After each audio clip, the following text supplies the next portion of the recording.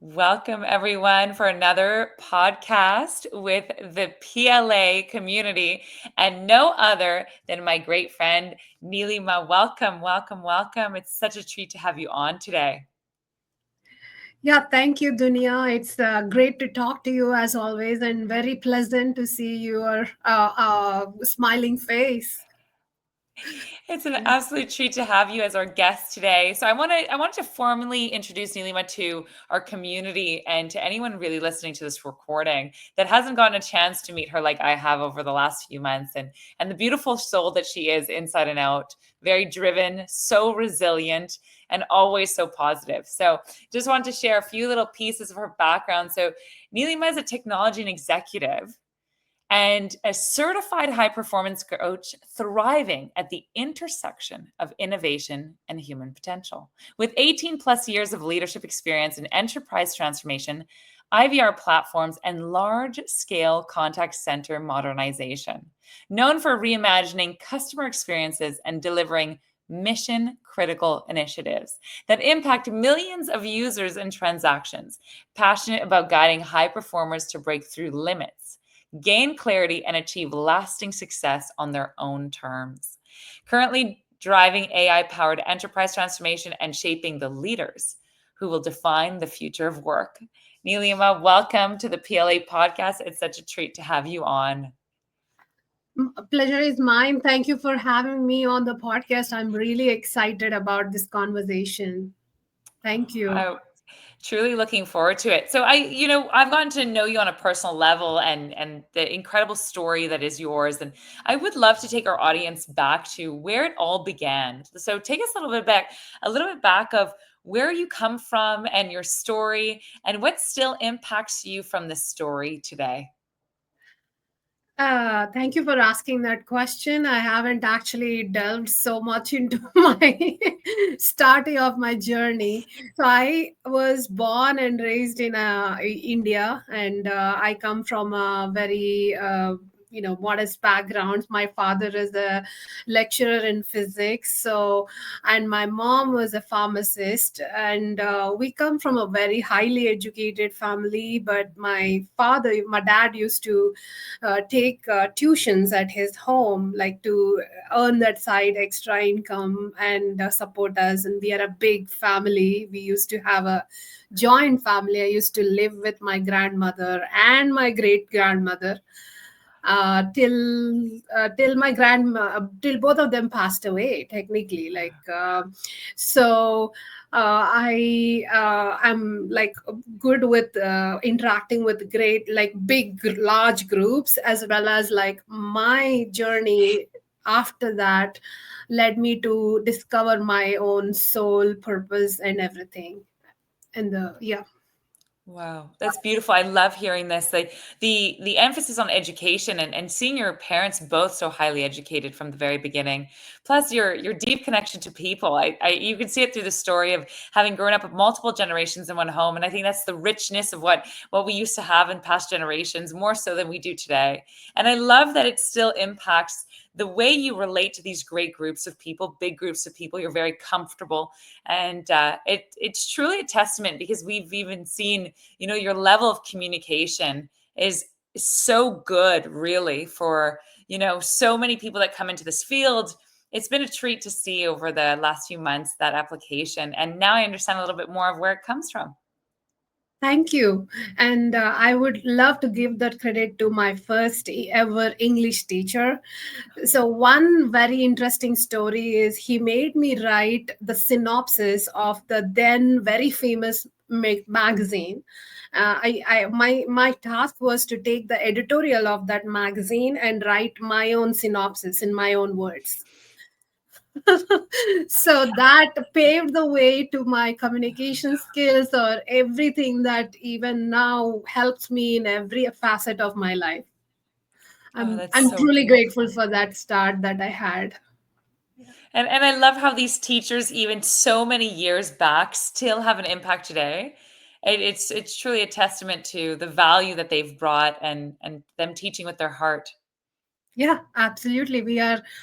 always learning from the teachers, gurus, coaches, mentors. It's been a part of my journey, and which makes me who I am today, and still rediscovering and learning and relearning everything that I need to.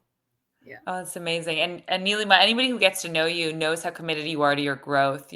Whether personal, professional, you're always at the forefront, thinking, how can I improve? How can I, get to that next level? What needs to change? And what a gift, truly.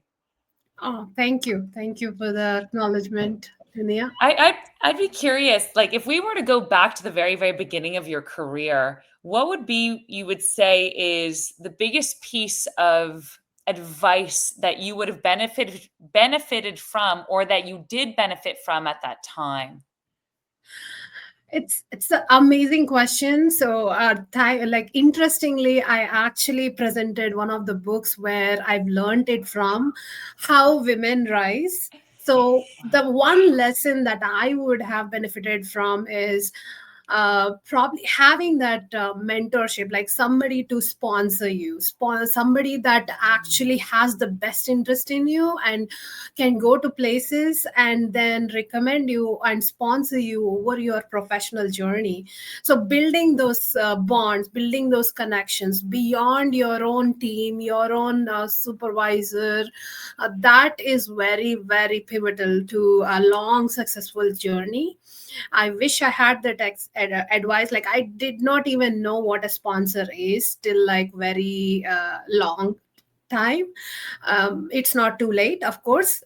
Never is. It's actually better to know it later than never. So that is my one piece of advice.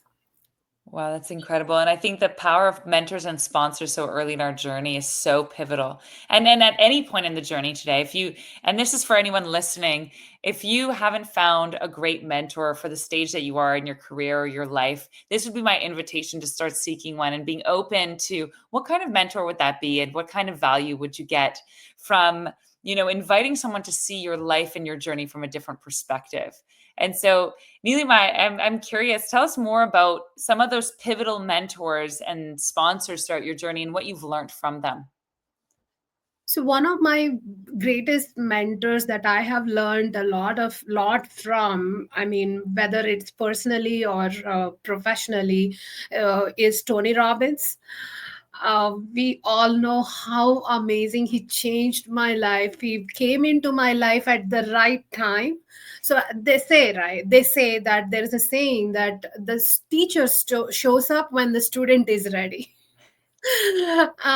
So true that. So for me, the greatest lesson is analyze the patterns. We need to be aware of the patterns in our life. So everybody has a pattern.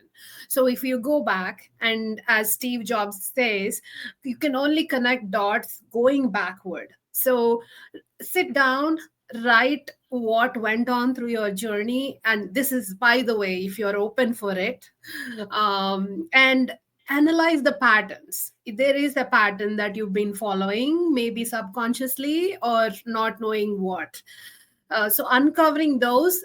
If I mean, most of us can benefit from having a coach like Dunia suggested, and I know that she has been so phenomenal in her own growth and the amazing coach that she is. So connect with few coaches that you can meet and discover, okay, is this the right coach for me? Seek out, learn. So that's what I've learned from my coaches. Beautiful. And I love that quote, when the student is ready, the teacher appears. I think there's so much value, and so many of us have lived out that experience, like yourself, like myself, and like many people that might be listening today. And I'd be curious, what has been the greatest lesson that you've had to learn in your career, where you're thinking, you know what, that was a major challenge, but learning to grow through it has been one of the biggest things I've overcome, and is now something that I'm proud to say that I've grown through, or I'm moving through. What would you share would be that point or perspective? So one biggest lesson, or like the transformation that brought me, is obviously seeking out the mentors, like whether it's be in your senior peers or somebody who can guide you through the process and learning that. The other one is asking for help at the right time, and then surface, like making sure that everybody is on the same page. And whenever there are challenges, it is better to actually speak up than stay solo and silent. So I know you asked for one, but I Yeah. gave you three. But because there's been so many that I have picked up over my journey, but these I'm very proud to say that that those are the ones that I have moved on and moved across. Yeah. Yeah, And I because think that, yeah, go for it, Neelima, absolutely. no, go ahead. That's fine. The thing that I think is so powerful, especially as a woman in tech, especially as a woman in leadership, is that piece of speaking up, I think, is not talked about enough.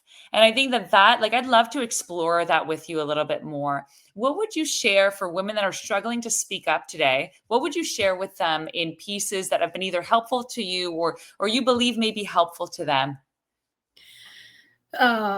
This is a very great question, because initially I mean, at some there are some points where I struggled to speak up, and even now probably so, subconsciously I do that at certain phases of life, and it's very normal for, especially for women, as Dunia mentioned, and she understands the world, the women's world, better than anybody, right? uh, she coaches through. So one thing that helped me was having somebody as a support system, or if you don't have anyone, write it down. Write down. I'm a big champion of journaling. So either write down, or with the new technology you can have voice notes. See what is bottling up, see what you are actually suppressing, see where this this emotion of yours or feeling of yours is coming from. What if the other person is actually waiting for you to say it? Because Mm, a lot of times people don't know what we have to say because it is not said. So that's it, like that's my idea or my challenge or yeah. input on this topic. But obviously there are so many people that we can seek out as role models, so many leaders out there speaking up, and a lot of content creators, a lot of influencers. So seek out your role models, if you can, if you want to. But the main thing is know what is stopping you, and let that not stop you. Beautiful. And yeah, wow. I think that I want to start with where you finished and then bring up some points of what you shared is know what is stopping you and don't let it. So I think that you bring up this piece. If someone is really listening to you and listening to understand what you're sharing, there is this piece of the awareness. You bring a lot back to awareness. And you've given people a great tactic to grow that level of awareness. Pen and paper have been instrumental on your journey, like on many other people's journeys. But those who haven't tried, this would be an invitation to anybody today, is to take that piece, that invitation from Neelima, and start exploring pen to paper. What may be the things that are stopping you? What may be the things that are frustrating you? And so, Neelima, I'd be really curious. So many people ask us, how do I start journaling? What do I journal about? So I'd be curious to know, what have you been recently journaling about on your own end? So one thing that that's one of my favorite questions, because I can go for like ever to talk about it. By the way, I've also made a YouTube video on how to get started with journaling. Anybody can reach out to me. I'll DM the link. But one thing is, start small. We don't have to like book, have a journal or anything. By the way, I have this small journal I got like yesterday. You can start with slow post-it notes, or and that's one thing to start with. And to answer your question on what I'm journaling from the PLA Academy and specifically from Vamsi, I've learned about this morning pages. It's been so effective, and I know you've done the 75 days marathon of the Thrive Challenge. I've heard that in one of the videos. So I did almost the similar one, but that is for advanced versions. But if starting wise, get started very low, like very very small changes. Yep. Beautiful, Neelima. I think one of the things that I truly admire of you is you put in the work and you really what we call embody the work. You are so committed to say, not only am I a great guide, not only am I a great leader, not only am I a great coach, and I'm so committed to support in this world and to facilitate and to walk by people's side through transformation, but I am committed to doing it to start. So I know what I'm walking people through. And that is really in some ways the embodiment, the core of a great coach and leader is to go first and having walked that path of resilience and trial and error. And it's a true testament to you and the commitment that you have to the work. Thank you. Thank you very much. Oh, such a pleasure. So I'd love to know some of the things about where do you see your career going? Like, where, if you were to imagine the future and we would get curious, and where would you like to see Neelima 2.0, 6 months, 2 years, 5 years down the road? Feel free to take us to any timeline that excites you in this moment. I'm very excited by this question because lately I have been advancing my paths right now in many facets. So one area that I want to see is with the AI's growth. Of course, like none of us are living in the cave, so everybody knows like AI is so much pivotal. And one of my focus is about building the enterprise scale systems with the use of AI and actually leveraging AI to improve the industries. So, for example, my if I'm going to talk about the customer experience, which because I worked in a lot of voice biometrics and IVR systems and whatnot, and caring about the customer satisfaction first. So, improving the mindset of AI first and understanding where the tools can be leveraged, and also there are so many places where there are legacy code, legacy systems which are not yet modernized. So, modernizing those legacy systems and moving them to make it so effective and efficient and reliable, and the same time following the whole secure practices so the customers will have a greatest experience ever, is where I see myself going forward. I'm truly excited about it. And what I'm truly excited is about also on this path building the greatest teams, which are like purpose driven, intelligent, and solving attitude. So this is where I'm going towards, and I'm very excited about this journey. Oh my God, there's so many things we could say about your share just now. One thing that I just wanted to start with is eagles fly with eagles. You can obviously notice that Neelima loves to surround herself with people that are just as driven and so proactive and are truly looking to have a great impact in the world. And there's something really a testament to, our circle says a lot about who we are, the people we choose to spend time with, the people we choose to invest in. It says a lot about where we're going and the impact we want to leave in our value system. And so beautiful to hear you share this. And I'm very curious. So many people are finding these changes in AI in the world very scary and overwhelming. What would you say to those people? I'd be super curious. Yes, absolutely. And I'm no different from them. But then once I kind of like got to experience AI as my partner, as my co-pilot, or as my co-creator, it's amazing. So one thing that I would do is, rather than being coming from a fear mindset, what if you partner with it? What if you leverage the power of AI with the human empathy or human mind or your humanness, basically? Because guess what? AI is not going to cry. AI is not going to laugh. AI is not going to emote what you or understand like the feeling from within. That cannot be replaced. That, I mean, not yet. Probably in the future, right? So, well, till now, that's the chance you have. So, explore that humanness and the human potential that we can bring and pair it up with the AI's potential.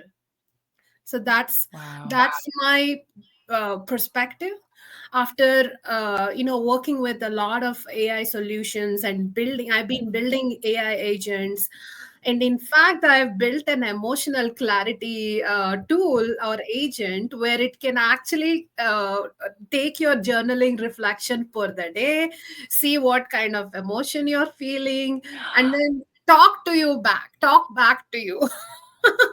Wow. and, and Wow. I did this in like less than probably like, I don't know, 5 to 10 hours. That's it. So Incredible. it's amazing how fast we can improve if we really wanted to leverage both the aspects. I think there's something really powerful that you shared of, building AI in service of humanity instead of being afraid of it and knowing that it is a tool like everything else, and a tool can actually be served for good if the intention behind it is to serve for the good. And there's so much that you're already creating that is in such service of the world, and knowing that you're using one of the most powerful tools that the world is coming across right now, and instead of being intimidated by it, or you're using it to your advantage to keep spreading that goodness. It's incredibly empowering and powerful and inspiring more than anything else to watch you do this. Thank you, Dunia. That's because you can see that because you come from the same, I mean, the eagle, right? The eagles can actually get along with the eagles. So I should have put two little eagles next to our name. absolutely, yeah, I guess so. and and I think that's something that's really important is I'm gonna create this invitation to the audience is if you find yourself in a space right now where you're frustrated and you're thinking, I don't quite have the mindset or the perspective, the way I'm seeing life to help me get to that next level, to help me actually understand that it's possible for me to grow and to achieve this next career goal, this next promotion, this next project, bring my business to the next level, is to start exploring some of the topics we've talked about today. The pieces around like hanging out with eagles. Who are the types of people you want to or probably should be hanging out with to be able to create that as your reality? How can you put a positive twist to the things that most people are afraid of in this world and choosing to see it from an empowering perspective, choosing to see it as an opportunity to grow and to expand and to create? So I wanted to just put that out there. And I would love for us to get a link to the video, that YouTube video on journaling. So we will definitely pop that into the comments somewhere. That it will absolutely have to be part of this podcast, the podcast resources at the end for sure. For sure, yes. I'd be fascinating. I know we talked about AI, but I'd be really curious. Where do you see the industry going in itself? Like, how do you think AI is going to influence the industry, and how things are going to continue to shift? And you may have, you definitely already touched on this, but how, explain a little bit more. So one thing what I would see is coming is about addressing the urgency, the emotion, and complexity at the same time. So right now, because I worked in a lot of customer facing, customer oriented industries till now, like be it banking, be it telecom, be it a bit of healthcare. The one thing is customers prefer personal interactions, like their customers experience making leveraging all of these AI tools, whether and also mixing with the great leadership perspective and the strategy. So making the complex issues where a quick it should be solved in a very quick, empathetic, and definitive resolution. So, like, for example, imagine you're stuck on the side of a road and you need to reach out for help, and you're stuck talking to a chatbot. Nobody really appreciates that. Or maybe you're stuck on the phone asking for help, and then it says press 1, press 2, press 3. If you like, nobody wants to go through like, these options of menus and all of that, like at least in the going forward era. So what if we think about modernizing all of these and modernizing these systems, because we have the tool set right now. So that's where I see the industry going, whether it's any industry, Wow. leveraging the tools that we have, taking in the feedback from the customer experiences, and also including the empathetic perspective of how do you make the experience quicker, empathetic, and also efficient and reliable. Wow. There is a piece also where, like, when you were describing it, the piece that was coming up to mind is, how can AI help us in some ways service the client in a very customized way, right? Where we're Yeah. not thinking of all these details, but the AI is in some ways helping us bypass having to do so much work in a much more efficient time frame. And there's so much value, I think, in customer service with AI that we don't often think about. We often think about, no, but if we take the human out of the equation, and we have AI playing such a big role, we're going to lose that connection to the customer or client. But the reality is, actually, we may gain that connection to the customer or client, like you're sharing, through the help of AI, through the efficiency, and through simplifying the process for the client through that support. Yes, simplifying and making it, yes, absolutely. Oh, that's amazing. Okay, amazing. So I'd be really curious also, in just bringing us back to the topic of women in the industry. How do you think tech has been for women in the last little while? And where do you see, what would you say actually?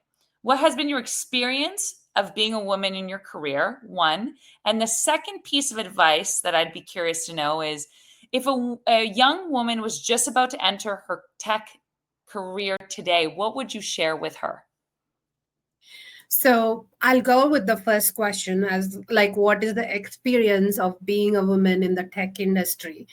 So one thing that I, again, driving back to the awareness and being consciousness and bringing consciousness, there is no separate brain, like, okay, a woman's brain or an ability, because here we are bringing in our talent. We are striving for the same thing. So don't discount yourself that, oh, I'm just a woman. No, you're an executive, you are a technology leader, you are a technology person. So you did the same effort, and you have the same knowledge, same experience, same kind of stamina, everything in terms of the talent and everything that comes, you bring to the table. So that's all you should care for. I mean, we should care for. And yes, there has been, when I talk about my experience, there has been a slight hesitation. I'm very thankful for my family, to include this, to imbibe in this me, because for my, just in my, after my 12th grade, my family did not hesitate to send me out of the state, where it was a big issue for a lot of families. So I contribute all of this to where my upbringing was. But basically, if I were to give an advice to a woman in tech entering, don't consider yourself as a woman, or as a specific in that restriction, because then you're actually putting yourself in a box. Do you really want to do that? So, my invite to you, or the question is, how do you want to define yourself going forward? So, it is like, I define myself as a technology executive, a leader in the industry, bringing these skills to the table. So, that's all I consider about. That's I mean, I don't know if everybody agrees to that, but that is how I would pursue the career as a woman in tech. Incredible. And I think that that's a big thing, is like not even seeing that as a label. It's like, no, actually, I'm a tech executive. I'm a leader in tech, period. Yeah. The, you know? And, and you know what? By the way, the added advantage is the inner intuition we bring in. The Mm, inner, that's the superpower. Be aligned with the intuition or the inner guidance, because we always have it. I mean, you would know if somebody is in the, following you in the back. So that's intuition. So if we could dive in, like if we could channelize that intuition and making it our own superpower and not putting ourselves into a box, so that will create yeah. wonders. I mean, yeah. Absolutely. I think that you're right. That piece, instead of seeing it as a limitation, actually seeing it as an advantage. And everything that we bring to the table as being a woman into this industry, that the industry hasn't always gotten the privilege to know, even though now more and more we're finding women in positions of leadership in tech, which has been so inspiring for us all and it has been so good. But I think that that's big. Like knowing that that piece of intuition that a lot of women can relate to, that's an actual advantage that we bring to the table in these opportunities. I'd be curious. I know we briefly mentioned PLA. We have the logo in the top corner. I would love to know what have been the biggest pieces from PLA in the last, let's say, 6 months that you would feel were the most transformative moments or the most transformative skills that you've acquired from it.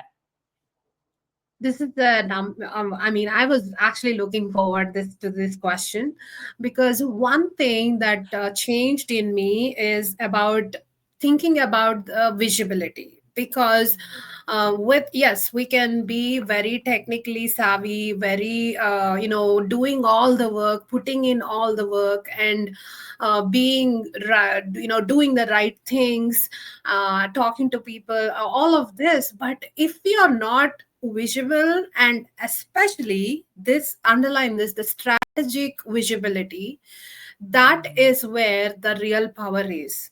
So for me, it has changed my visibility.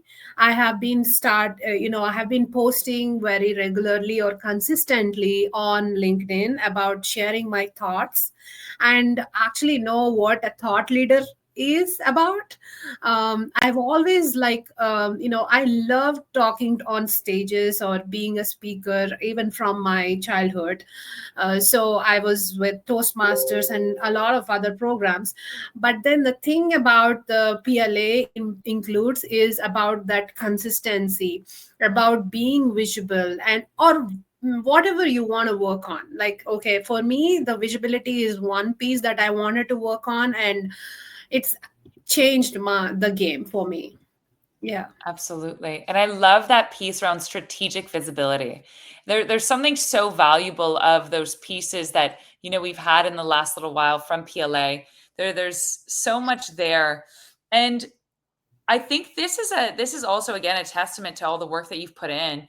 You've been in Toastmasters, you've worked, some of Tony Robbins' work. You've been all over the map in personal development and working on yourself. And I think there's something that you brought that's really important to that piece with PLA is that consistency piece, because so many of us who have been in personal development for years will go to these experiences, be part of these programs, and then fall off that train of consistency where really the results come from is consistency. It's not from that one time weekend or that program you attend every now and then, but putting in the work and that piece on visibility. You've been implementing it like crazy, seeing your posts, seeing you consistently active on LinkedIn. This is really doing the work and going to drive the true results in the end. Yes, absolutely. I believe in that. Yes. It's been an absolute pleasure, Neelima, to have you in the PLA community. For the simple reason is that you truly are committed to doing the work, and you've been a great leader. You've embodied the work, always willing to go first, always willing to try and commit to grow. It's been an absolute pleasure getting to know you much on a much more personal level through PLA this year.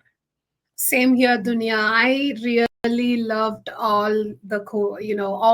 your energy, your intuition, the everything that you bring in, like that warmth and the energy. Basically, I'm so aligned with that energy and the proximity that you create, and the way that you start the PLA sessions, for example, about gratitude practice.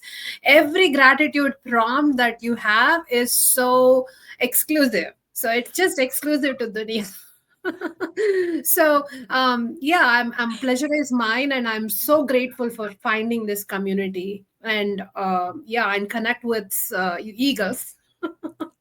Absolutely. And the pleasure is ours too to have you in the community. You know, it takes incredible people that are part of the community. I think those that are part of the community make the value of the community truly.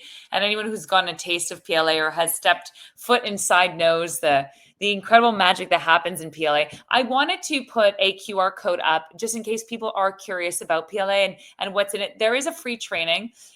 It's not for everyone, and that's totally okay, but it'll give those that are curious and interested just a taste and a small sample of what actually happens in this incredible community that we get to call home. So I'm just going to put that up on the screen. This QR code, you will be able to find when and where the next free training is, and it'll give you a little bit of a taste of what is this incredible community and platform that we get to call PLA, and that Neelima and I have gone to meet through, and we've met incredible other community members through. So just leaving that up for another second or two. Get your phone out. Feel free to scan it over. Amazing. Beautiful. Neelima, it was an absolute treat to have you here today, and can't wait for our next connection call and hopefully our next podcast episode. Is there any parting words that you wanted to leave the audience with today? I am truly excited and grateful at the same time about this conversation, the PLA podcast, the podcast that you have heard. And absolutely reach out to us, any of us, if you have connected with any of the things that we both have mentioned over this last about few minutes of the conversation. And just to wrap it up, just one thing is about analyzing the patterns, writing down your journal prompts. These are the things that we have covered. I'm always excited for to hear about someone's stories, and I also want to be part of that. So absolute pleasure, and excited to have more conversations with you, Dunya. Yeah. Oh, truly, always, absolutely. And we'll get to connect again so soon. Thank you, everyone, for watching. Such a treat to have you on here. And feel free to pop any question you may have for Neelima in the comments below. Have a beautiful day, everyone, and we'll talk so soon. Thank Bye. you. Bye.